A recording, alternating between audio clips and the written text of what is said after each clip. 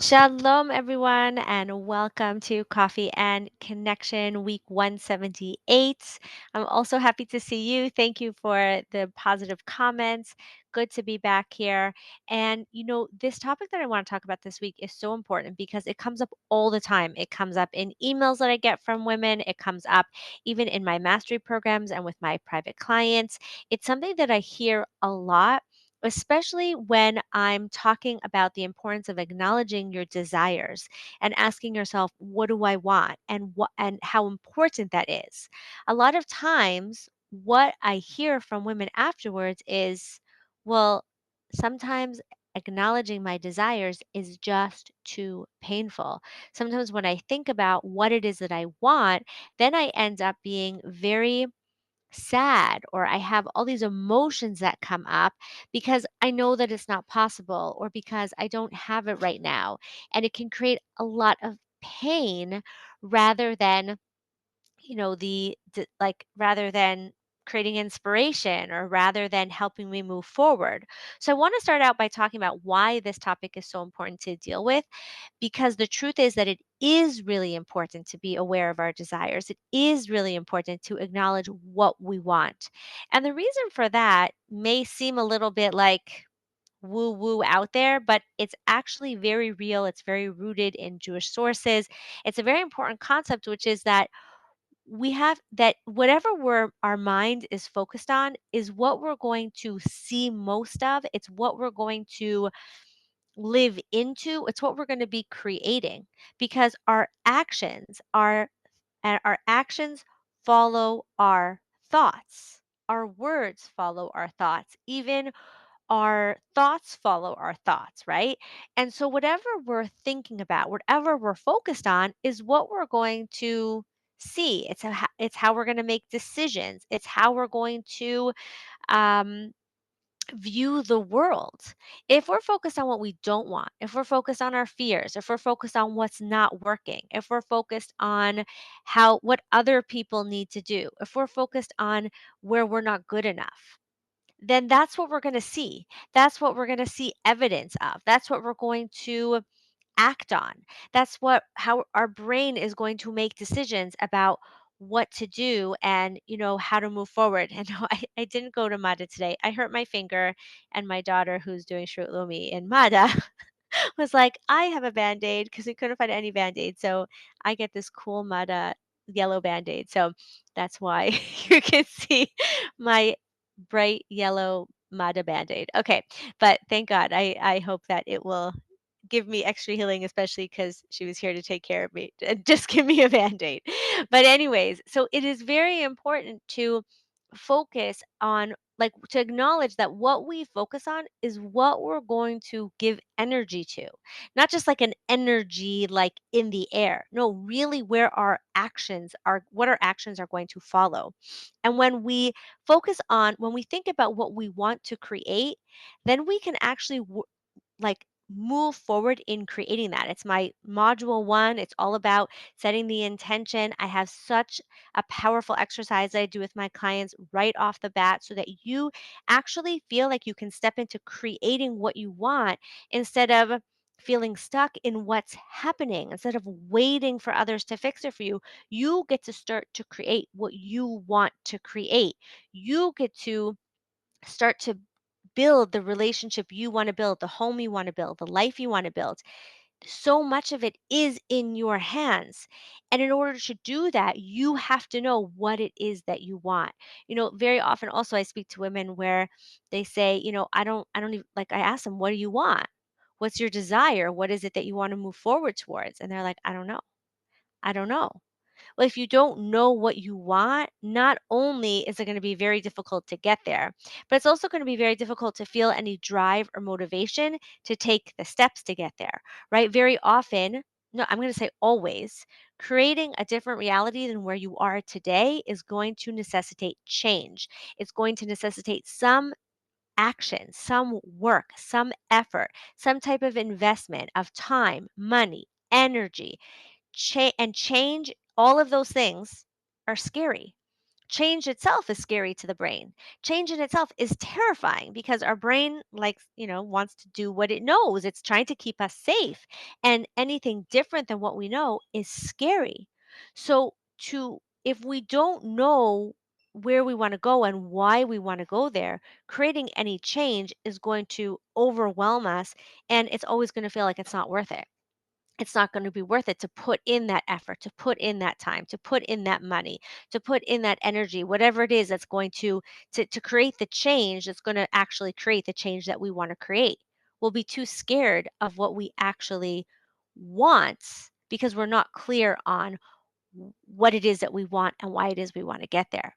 And so instead, we'll stay focused on what we don't want, what's not working, and we'll take actions in that direction. Even not taking action is an action, right? It's a choice to stay where you are because if nothing changes, nothing changes, right? So it is important to acknowledge our desire. So, what do you do when acknowledging your desire is painful? So here's the thing, if acknowledging your desire is painful, this is going to be a little tough love coaching. I'm not coming to attack you. I'm not coming to say there's anything wrong or bad. We just have to be real with ourselves, okay? The first thing is if you acknowledge something that you want and you don't have it. So let's use an example. I'll use somewhat of the example that I shared, that you'll see in the description, that you saw in the email inviting you to this call. The question of like when I think of my whole family being together, then it makes me sad because I know I can't get my whole family together, or I know that I can't when everyone gets together, it's not such a great experience. It's not as loving or as connecting or as calm or as peaceful as I want it to be. So thinking of having everyone together or thinking of it being a good experience is too painful because I know that's not going to happen. So the first thing, really the first thing, is to give yourself a moment to feel the feelings that come up for you. If it makes you feel sad because everyone isn't in the same country or everyone isn't on the same page, everyone doesn't get along with each other, if it makes you sad because not everyone will come, if it makes you sad because it's going to be too difficult, allow yourself to feel that sadness. First and foremost, allow yourself to feel the feelings that come up. Even put your hands on your heart. Let yourself cry. Let yourself feel whatever you're feeling. Here's the important thing, it's only through acknowledge there's two things. First of all, we need to respect the feelings. That's actually I didn't even plan to. That's module 2 of the Absolute Feminine program, right? We need to acknowledge our feelings. We need to respect our feelings.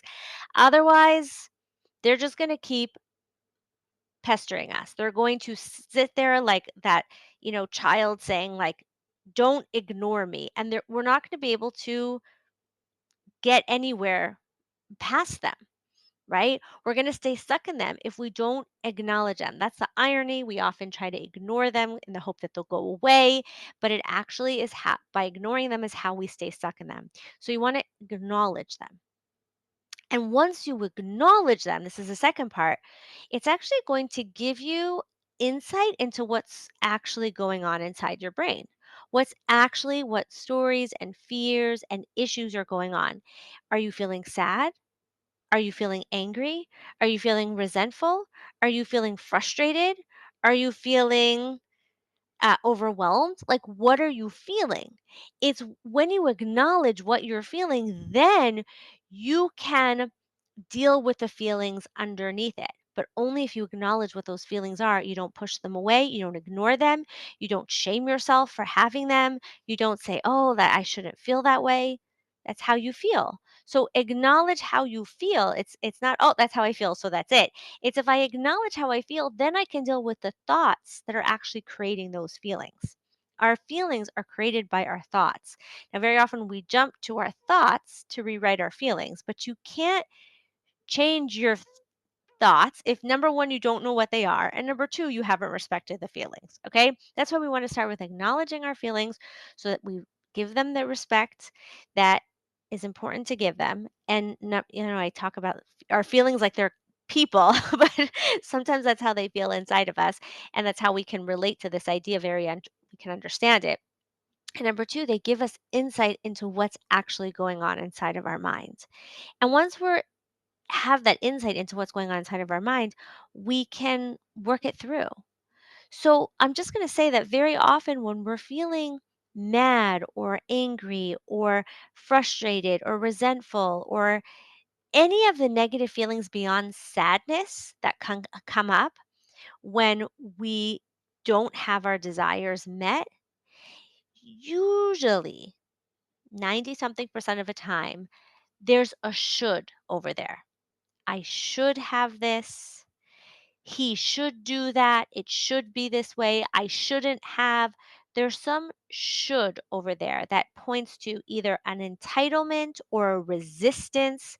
And that's probably what's coming up and creating those negative feelings and getting in the way of you being able to have a desire and focus on creating it, right? So then you can start to work through those thoughts. You can work through your shoulds. You can work through any sense of entitlement. You can work through any sense of shame, any sense of anger at somebody else, any feeling of, I should have this, right? And acknowledging that sometimes I remember one client who had this belief that if she acknowledged her feelings, it would be too painful because if she wanted something, then there was a part of her that felt she should have it. And if she didn't have it, that meant she wasn't deserving, or it meant that people were holding it back from her. And when we worked through that story to acknowledge, like, I can have a desire isn't a should, a desire isn't a entitlement, it's a desire. Will I have it? Will I not have it? Is there a part of me that even doesn't want it? Is it going to work for me to have it? We'll see, but it's okay. And this is where we often have to make some peace within ourselves. We often have this story of like, we shouldn't want things, right? Or maybe that's another one. I shouldn't want it. Acknowledging that we can have a desire and not have it fulfilled, and that's it. It doesn't mean that someone doesn't care about me or God doesn't want me to have it or people don't want my best or I'm not good enough. It's I can want it and it's not available to me. And then I can say, okay, what steps can I take to make it happen, right? Which is goes back to the power of being able to acknowledge your desires. I also invite you to think about if you can go even a step further. If there's a part of you that says, well, yeah, but I really can't have that. And yes, you feel sad about it. That doesn't have to stop there. Let's say you want the whole family together, but you can't have them all together because people are in different countries and it's too expensive to bring everyone together. So this is where you get to do a really powerful exercise where you can really ask yourself like, well, what would it be like to have everyone together? What would it feel like? What would the experience be like of having everyone together, right? Whether it's physically or just like energy wise, like maybe they'll everyone can get together, but they'll be fighting. Well, what would it feel like? What would it be like if everyone got together and got along? And when you get into that's your deeper desire. That's really what you want to create. Then you could start taking actions to create that. No matter where people are, no matter how people feel, you can step into creating that, right? And that's the power of knowing how to to actualize on your desires. It's one of the really powerful things that I love coaching women on, how to actualize on your desires no matter what's going on around you, no matter how other people are being, right? That you get to decide how you're going to be and you get to create the environment around you. You get to work towards what you want, even if it feels like it's impossible in the world that you're living in. And we do have so much power, but it does start with actualizing on that desire. So I'm going to invite you to think about for a moment. This is like kind of like your homework or what I want you to take away is to think about what's something that you want that maybe you've been too scared to acknowledge. Maybe you're afraid that it won't actually happen. Maybe you're afraid that it'll be too hard. Maybe you're afraid that it's not in your control. Maybe you're afraid that it will be too painful when it doesn't work out, which is already believing that you can't even have it, right? But with all of that aside, what is it that you actually want? Acknowledging the struggles, but what do you want? And acknowledging what comes up when you think of even wanting it.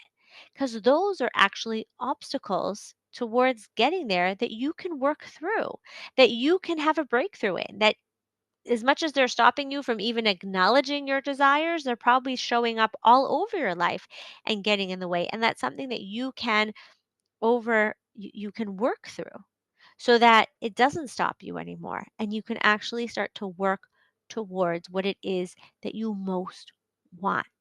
So if you could have anything, if you could dream big, what would your dream be? What would your desire be?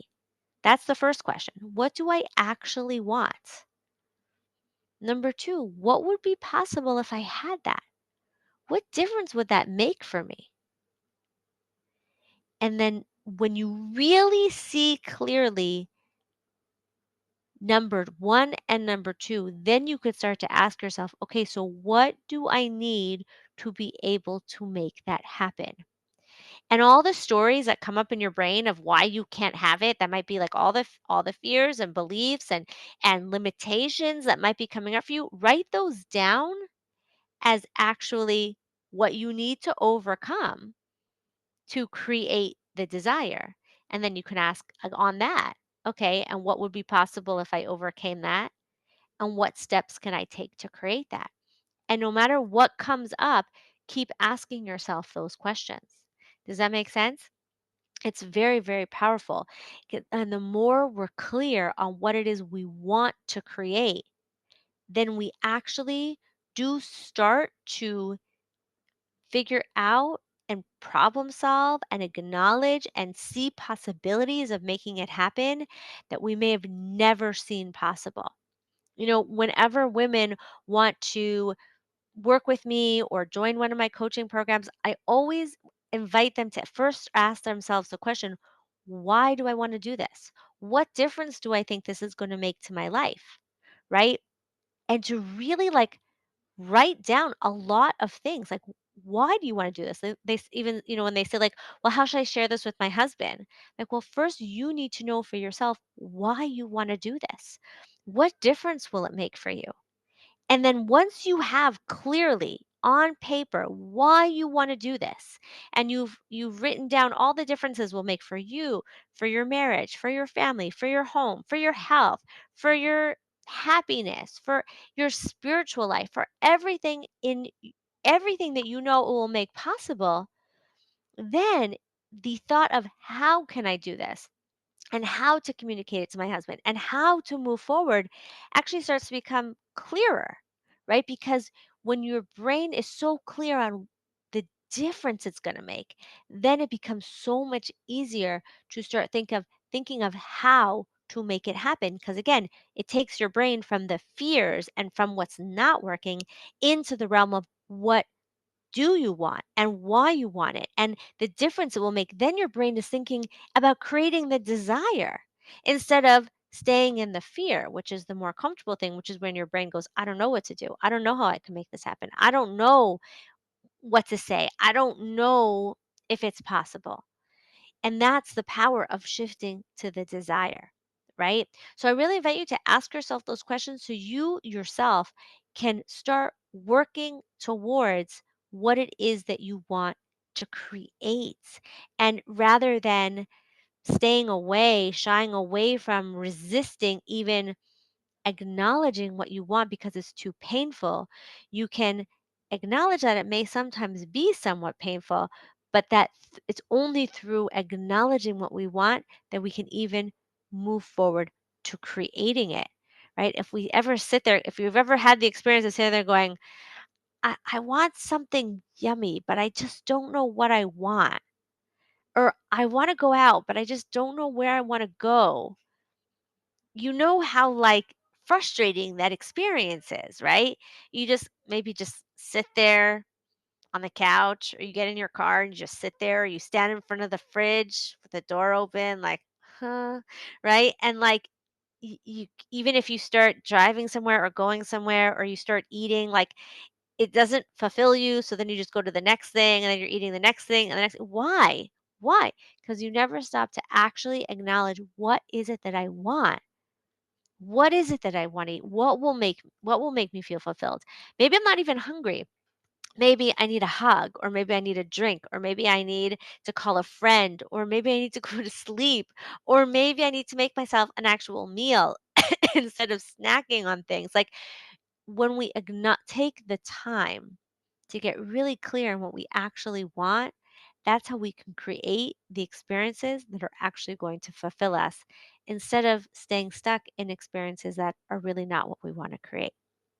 So I hope that this was helpful for everyone. I really invite you to ask yourselves those questions. You're welcome to send me your takeaway, put it in the comments if you're watching this in the recording. I look forward to hearing from you. I look forward to sharing many more ideas with you in the future. Please, God, we got some big stuff coming up that are in the works. And I'm excited to let you know about it when it is, when the time is coming. And I look forward to connecting with you next week, please, God. Until then, may we all be blessed to live, love, and be loved with all our hearts. Goodbye for now.